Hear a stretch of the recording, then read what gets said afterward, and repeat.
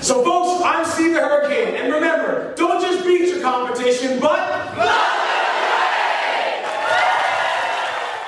Hi folks, Steve the Hurricane here, and for today's episode of A Drink with the Hurricane, we're going to talk about getting to know your director of nursing at your referral sources. So raise your glass and let's toast to your success. Cheers. This is A Drink with the Hurricane, the talk show discussing all things growing your home care business. This video is sponsored by Home Care Evolution, where we help home care agencies adapt to changing circumstances, transform their business so that they can thrive for years to come. So a couple of weeks ago, you heard me talk about the most important key contact at a referral source is your administrator. And that is the truth. But if there was a 1A priority to get to know at your referral sources, it is definitely the director of nursing. As a matter of fact, I'll go as far as I've had a couple of administrators who knew me and didn't really like me, but they allowed me to get referrals because the director of nursing in their building absolutely loved and cherished me, right? So your director of nursing is an amazing professional. They are responsible for all things medical for the patients that entrust them with their care. So at a skilled nursing facility, a rehab, an LTAC, a hospital, a assisted living community, this director of nursing is responsible for the medical well-being of all of their patients, all of their residents. When that person recognizes that someone needs help and they make a recommendation to you, your company, that's who the family is going to go with 9 times out of 10. So it is important that we have a working relationship with our directors of nursing. Now, here are 3 things that we can do. And number 1 is let the statistics do the work for you, right? Nothing says we are the best agency in the area like having accurate statistics tracking our readmission data. This is something that I talk about often that a lot of agencies do not do. As a matter of fact, from the most recent Home Care Pulse report, studies showed that 1 in 5 agencies are actually tracking their readmission rate. 1 in 5. That means 80% are not tracking it.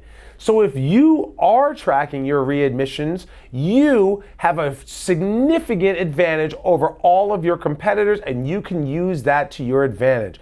Home Care Pulse also discovered that the majority of people who are tracking their readmissions have a 3% readmission rate. If yours is around 3% and you talk to a director of nursing and say, yeah, for every 100 patients we take care of, only 3 or only 4 end up getting readmitted to the hospital within 30 days of a discharge, that is hugely impressive. Your director of nursing will say, how did you calculate that? That's really how many people went into this data? Oh, you had 150 admissions last year and only 6 people got readmitted? Wow. How can I work with you? So the first tip is let your stats do the heavy lifting for you. Have accurate statistics on your readmission rate and leverage that to get to know your director of nursing. The second thing you can do, and this is a cool one, right? I wrote this presentation way back in 2013 called All Things Assisted Living. And it talked about how to get to know your director of nursing very well. When you're working in an assisted living, a CCRC, an independent living community, and you have that director of nursing who's the medical head, sit down with her and go to the point of creating a house rules document.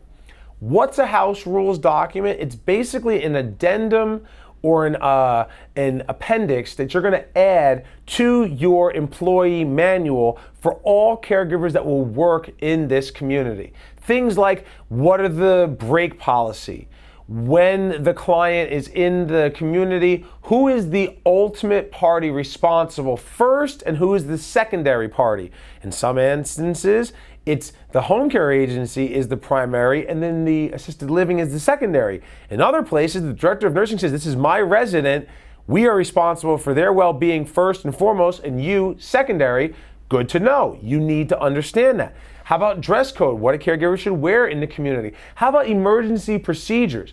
If something were to happen to this patient, what is the reporting processes so that this way the caregiver is aware. Again, break time, where should they take the breaks? How do breaks get managed? Change in shifts when a new caregiver comes in and somebody's letting go or somebody's leaving at the end of the day, and so much more.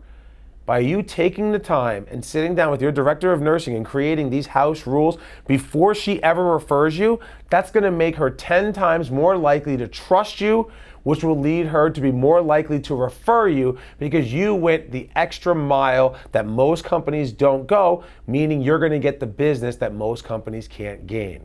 The third and final thing that you do with this, and this is pretty self-explanatory because once you start getting referrals come back in, follow up. Improve those outcomes. If you're tracking your readmissions, let the resident or the director of nursing know that this patient that was sent to you didn't get readmitted. Go over the outcomes. Every so often have an outcomes meeting to go over all of the patients that were referred to you in a specific period of time to let the director of nursing know, hey, it was a good idea to refer me to these patients. Look at the good job I've taken care of them. How can we work closer over the next 3 months, over the next 6 months? I have countless clients, so many clients.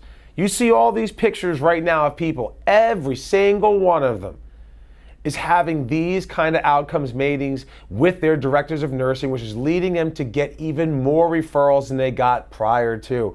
This is how you form, and I want you to write this down, folks, and remember it.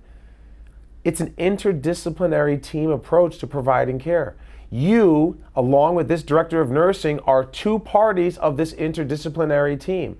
By her referring you and you fulfilling what you said you would when she makes the referrals and then having meetings regularly to go over those outcomes, that's the ultimate way of working together for the benefit of patients.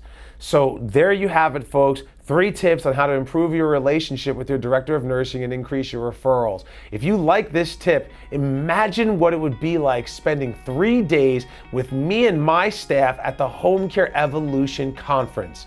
It is going to completely blow you away and blow out the water anything that you have ever been to in the home care industry. So I highly recommend you do the right thing. Click the link below and register for the Home Care Evolution Conference, where you know I'm going to give you everything you need to blow away the competition. I'm Steve the Hurricane, and I spent 3 days teaching all these people how to blow away